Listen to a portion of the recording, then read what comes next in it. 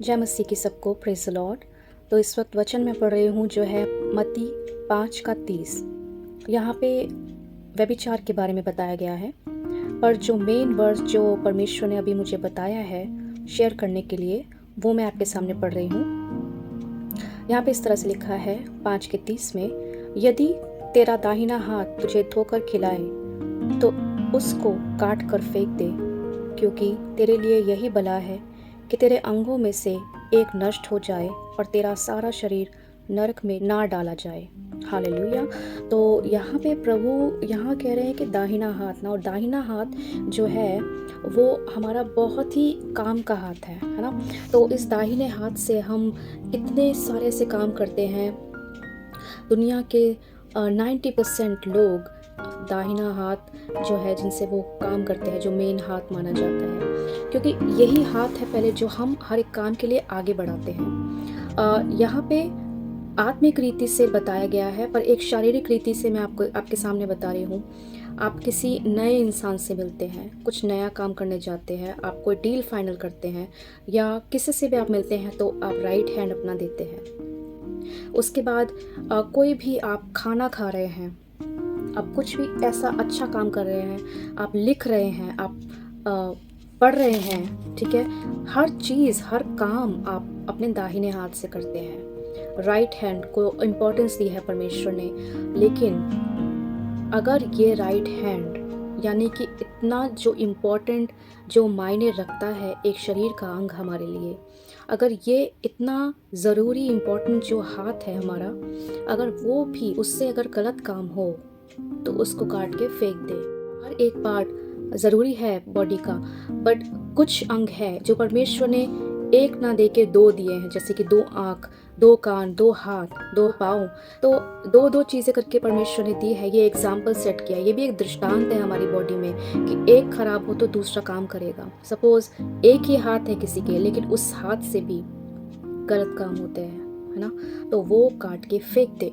यानी जब एक ही निकम्मा ठहरे, जब एक से ही निकम्मे काम हो तो उसको भी तू फेंक दे। इतनी इम्पोर्टेंस दिखाई है परमेश्वर ने यहाँ पे कि नरक का हकदारी तू ना होना, बल्कि स्वर्ग में तू पाया जाए। और इसी विषय में पौलुस क्या कहते हैं? पौलुस ने बोला है कि अपने शरीरों को जीवित, पवित्र और परमेश्वर को भावता हुआ करके बलिदान करके चढ़ाओ।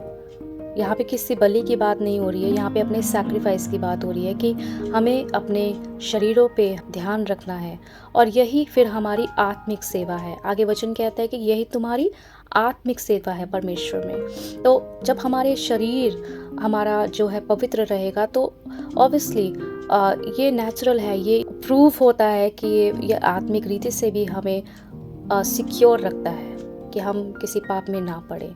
और फिर एक और मैं वचन आपके सामने पढ़ना चाहूँगी, वो है रोमियो 6:19।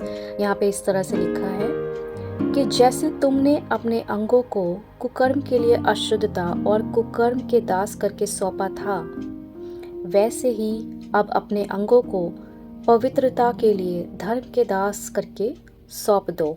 हालेलुया। सो यहाँ पे पौलुस कह रहे हैं, पौलुस लिख रहे हैं कि अपने अंगों को, जिस तरह जब हम पाप में थे तो हम बहुत फ्री थे, हमें कोई भी टच करता था, हम किसी के साथ भी हो लेते थे, कोई भी कंपनी में चले जाते, किसी की संगति में चले जाते थे, कोई फ़र्क नहीं पड़ता था। हम कुछ भी खाते पीते थे, हम कुछ भी अपने शरीर का नाश करते थे, अपने टैटू कराते थे या कुछ भी, और ऐसी एक्टिविटी हमारी बॉडी में होती रहती थी जिससे कि हमारे शरीर का नाश हो रहा था। बट अब जब हम मसीह में आ गए हैं तो हम एक नई सृष्टि हैं। तो अब हमें क्या करना है? हमें अपने अंगों को पवित्रता के लिए, यानी कि अपने जो हमारे शरीर के अंग है वो भी अब हमारे साथ, क्योंकि जब हम मसीह में हैं तो हम नई सृष्टि हैं, और नई सृष्टि मतलब नए बॉडी पार्ट्स, नया सब कुछ नया, एवरीथिंग न्यू।